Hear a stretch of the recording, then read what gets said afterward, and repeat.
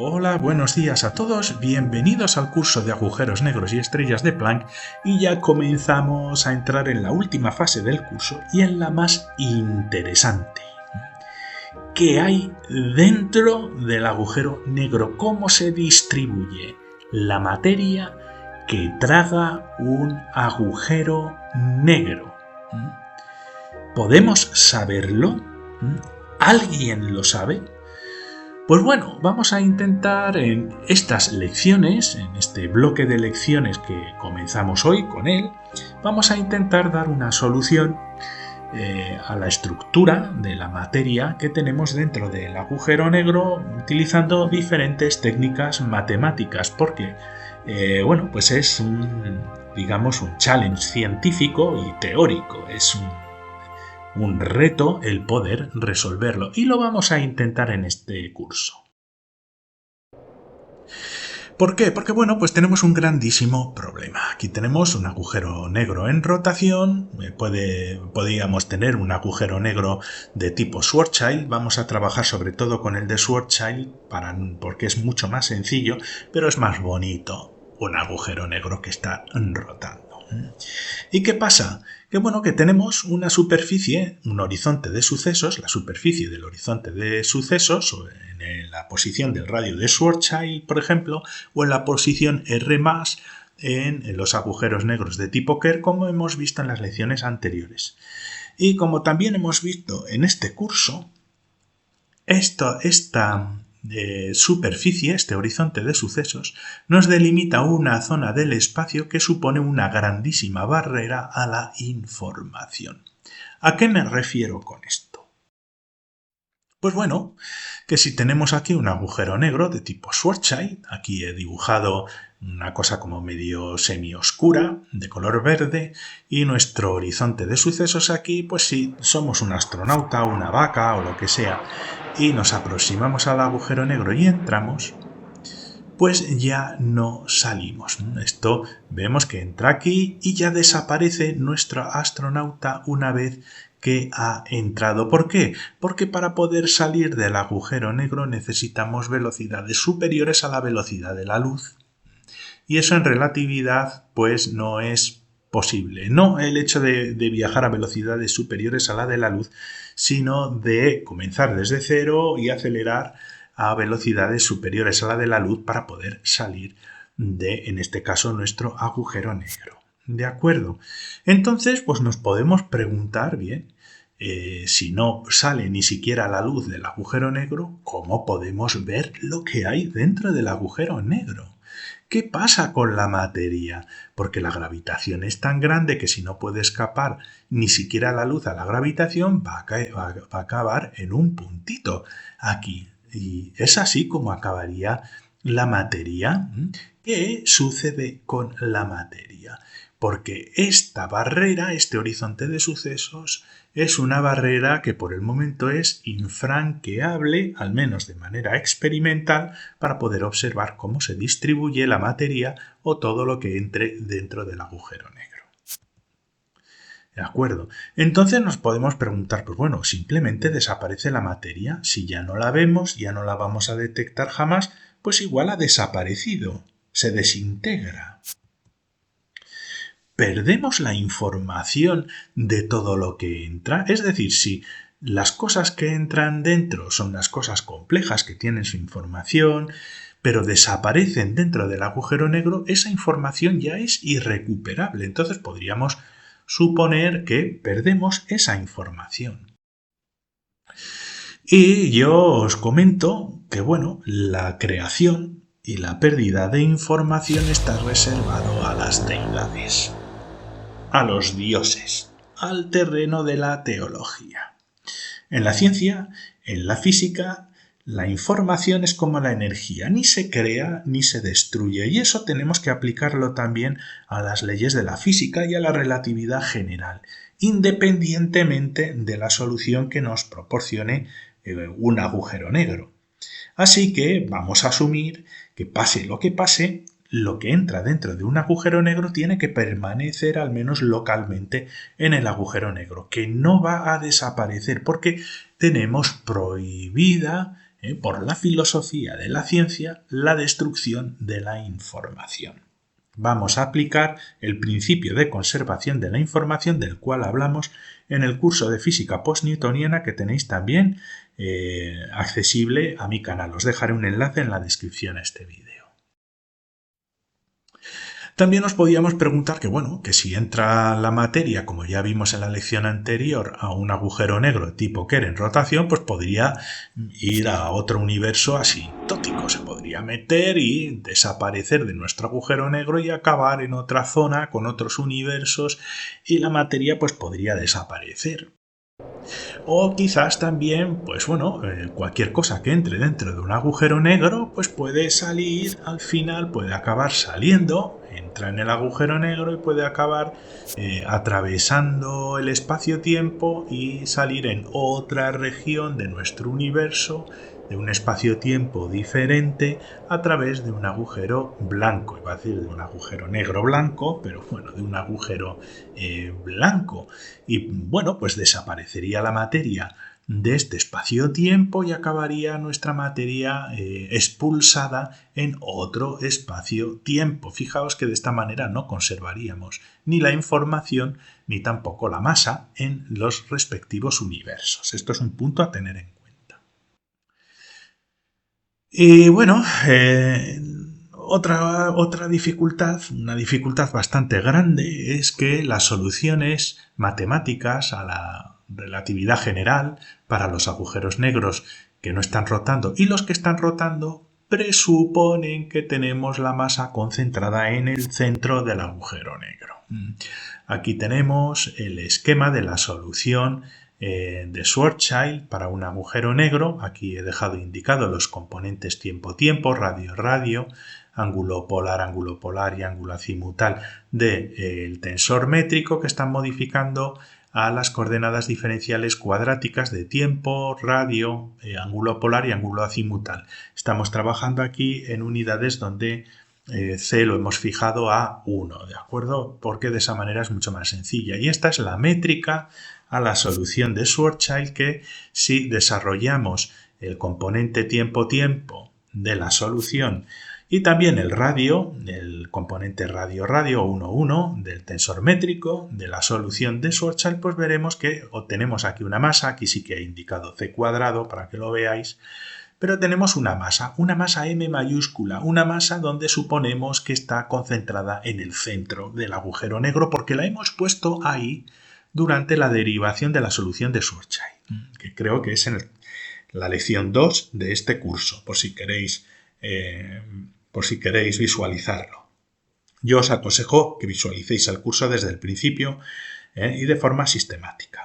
Os dejo un enlace al final de la lección y también en la descripción a este vídeo, pero básicamente veis que aparece la masa como un punto. Pues ponemos la masa que hay aquí y presuponemos que está en el centro del agujero negro. Entonces la propia solución de Schwarzschild ya contradice las reglas de conservación de la información, porque toda la información que contengamos de la masa de un agujero negro al final acaba en un punto sin dimensiones. Y un punto sin dimensiones solo tiene un bit de información, ¿de acuerdo? Nos desaparece la información en la solución de Schwarzschild. Así que, a pesar de que nos guste mucho, la solución de Schwarzschild es incompleta. Aquí la masa no es una función del radio, de la distribución radial. Es un parámetro, es un escalar. Y con la solución de Kerr es un poquito más complicada porque tenemos un término mixto tiempo-ángulo azimutal, aquí G1,3, aunque también deberíamos tener el G3,1, aquí lo he reunido en 2, es irrelevante. No voy a añadirlo, pero bueno, que sepáis que aquí tendríamos que poner un 2, ya que este término estaría duplicado. Pero a mí lo que me interesa es ver que también en este tipo de solución tenemos la masa aquí, una masa M mayúscula, en el término mixto del tensor métrico 1,3, radio ángulo azimutal, pues también tenemos la masa que aparece aquí y volvemos a tener otros términos como el del ángulo azimutal. Ángulo azimutal, pues que es una función compleja donde también aparece la masa, pero también en la solución de Kerr la masa no es una función del radio ni de los ángulos, no, la masa no está distribuida de una forma explícita dentro de la solución de Kerr. La solución de Schwarzschild sí que es cierto que tiene una solución interna, ¿de acuerdo? Que también la desarrollamos en este curso, pero incluso de esta manera, con una solución interna, este sería el componente tiempo-tiempo, todavía tenemos la masa como un factor, como una función que no depende de una distribución espacial específica. Y la ecuación de Oppenheimer que nos habla del colapso gravitatorio, también tenéis la lección en el curso correspondiente, que nos habla del colapso gravitatorio de una estrella, ya nos demuestra que no es aplicable a los agujeros negros en la realidad física, que se necesita realmente mucha más masa que la que implica la ecuación de Oppenheimer para llegar al colapso gravitatorio de un objeto estelar y generar un agujero negro. Y eso también es debido a una importante diferencia entre las soluciones matemáticas a las ecuaciones de campo de Einstein y la realidad física. En este caso, la masa sigue siendo sin ser una función del radio. Y la realidad es que desconocemos cómo se distribuye la masa, la distribución de la masa interna en un agujero negro. Pero bueno, aquí tenemos un Sol que tiene un montón de masa y sabemos que este Sol, en un cierto momento, una estrella, un conjunto de estrellas va a colapsar generando un agujero negro. Y lo que nos diría la solución de Kerr o la solución de Schwarzschild es que esa masa se quedaría concentrada como un punto en el centro del agujero negro. Pero eso contradice todas las leyes fundamentales de las que hemos hablado anteriormente. ¿Y por qué? Bueno, porque tenemos que recordar algo muy importante, que la relatividad general, por muy bonita que sea, por muy bien que nos describa los movimientos de los astros, la estructura del espacio-tiempo y todas estas cosas, le falta algo muy importante. Y por eso también la ecuación de Oppenheimer falla en cuanto a la descripción de los agujeros del colapso gravitatorio en los agujeros negros reales. ¿Por qué? Porque la relatividad general es una teoría de la gravitación exclusivamente. No incluye otras fuerzas, que contrarrestan la fuerza gravitatoria, que contrarrestan la gravitación. No las tenemos incluidas en la relatividad general. Y muy probablemente la masa, cuando colapsa, cuando se da el colapso de la masa y nos atraviesa el horizonte de sucesos, entren en juego otro tipo de fuerzas que van a estabilizar la distribución de esa masa dentro del agujero negro. Y la misión que nosotros vamos a tener en estas lecciones es intentar averiguar qué tipos de fuerzas fundamentales podemos introducir que eviten el colapso de toda la materia que entra dentro de un agujero negro en un punto sin dimensiones, porque eso implicaría la pérdida de la información. Y al final solo podemos concluir que la relatividad general todavía es una teoría incompleta, como muchos de vosotros sabéis. Y nos podemos preguntar entonces si es una teoría incompleta, si solo va de la gravitación, si no tiene incorporada otras fuerzas, ¿no podemos conocer la estructura interna de un agujero negro? Pues bueno, en principio no podríamos hacerlo de manera directa debido a que no tenemos acceso a esa información una vez que ha atravesado el horizonte de sucesos, al menos a toda la información que ha entrado, ¿no? Pero podemos intentar modelar la estructura de esa materia dentro de un agujero negro, a la cual le vamos a llamar la estrella de Planck, admitiendo varios fundamentos, ¿vale? Vamos a asumir que hay ciertas cosas que son ciertas y que tienen que aplicarse para las teorías físicas de la ciencia hoy en día. En primer lugar, que la materia del agujero negro no desaparece en el agujero negro. Si tenemos un agujero negro pequeñito que está girando aquí, si le echamos más masa, el agujero negro pues va a crecer y va a ser más grande, va a tener un horizonte de sucesos más grande, va a tener una atracción gravitatoria más grande, indicando que la materia, a través de la fuerza gravitatoria de la masa, no desaparece, porque si no el agujero negro no crecería y no ejercería una gravitación cada vez creciente conforme va tragándose cosas. Así que aunque no la veamos, vamos a asumir que la materia no desaparece y está aquí dentro. Los agujeros negros crecen. Eso también indica que la masa no se va a quedar dentro como un punto sin dimensiones. Porque si el agujero negro crece, el horizonte de sucesos va creciendo, eso implica que de alguna manera la materia nueva que entra empuja el espacio-tiempo del agujero negro haciéndolo más grande, como si fuera una especie de globo.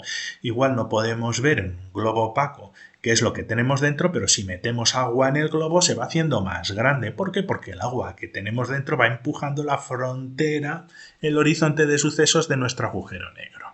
Entonces asumiremos que esa masa no desaparece y no puede quedar como un punto sin dimensiones en el centro del agujero negro. ¿Vale? Aumentan la masa y la gravitación. Y la materia tiene que estar necesariamente contenida dentro. Si aquí tenemos nuestro horizonte de sucesos, aquí vamos a tener la materia que puede estar rotando o no, aquí ponemos lo que era la masa de la estrella y aunque no podamos verla, debido a los efectos de los que hemos estado hablando anteriormente, vamos a asumir que esa materia necesariamente no puede quedarse como un punto sin dimensiones y eso implica que tanto la solución de Schwarzschild como la de Kerr son defectivas, pero las vamos a utilizar como modelo para intentar ver qué fuerzas pueden estar colaborando, pueden estar funcionando dentro de nuestro agujero negro para evitar ese colapso gravitatorio. Y para ello, pues bueno, aplicamos la teoría de la información, pues por lo mismo que os he dicho, la información no puede desaparecer. Aunque no tengamos acceso a esa información, el hecho de que el agujero negro crezca y tenga más gravitación implica que la información contenida en la masa que ha entrado dentro tiene que conservarse, tiene que haber una estructura interna y podríamos modelarla matemáticamente. Tiene que tener, por lo tanto, dimensiones y nuestro objetivo es dar al menos unos límites para las dimensiones que pueda tener esa materia dentro de nuestro agujero negro. Además, vamos a suponer también, es una suposición razonable, que la distribución de la materia va a tener una simetría cuasi esférica. Cuasi esférica, ¿por qué? Porque al final la fuerza gravitatoria, aunque ya sé que la relatividad general es una teoría más bien geométrica, pero bueno, podemos aproximar como aproximación que la fuerza gravitatoria pues es inversa al cuadrado de la distancia y vamos a suponer que esta regla también se va a mantener dentro. Puede que no se mantenga esta regla exactamente así.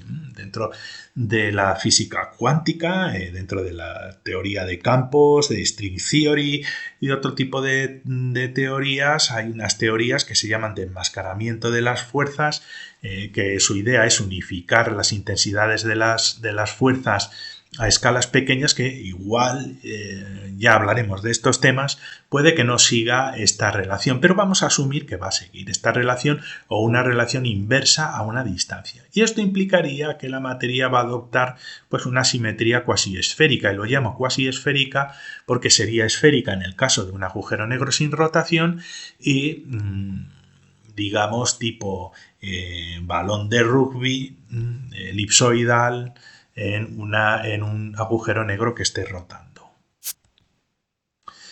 Y vamos a suponer también que para evitar el colapso absoluto gravitatorio en un punto debido a una gravitación creciente van a aparecer fuerzas estabilizadoras, sobre todo fuerzas de naturaleza cuántica. Eso es lo que vamos a suponer. Y entonces las preguntas que queremos responder es cómo sería el tamaño de la materia dentro del agujero negro, en su dimensión, de nuestra estrella de Planck, la distribución de esa materia, se mueve, no se mueve, y su dinámica, rota, no rota, etc. Esas son las preguntas a las que queremos dar una respuesta, al menos desde un punto de vista teórico. Aquí tendríamos dentro a nuestra estrellita de Planck, en este caso la he puesto rotando, con nuestra superficie de Schwarzschild, que podríamos haberla puesto aquí, por ejemplo. E intentaremos averiguar o dar unas respuestas razonadas y razonables a estas preguntas. Pues muchas gracias por vuestra atención. Si os ha gustado, os invito a suscribiros a mi canal, os dejo un enlace al curso y otro a la lección anterior por si necesitáis repasarla. Muchas gracias y hasta la siguiente lección.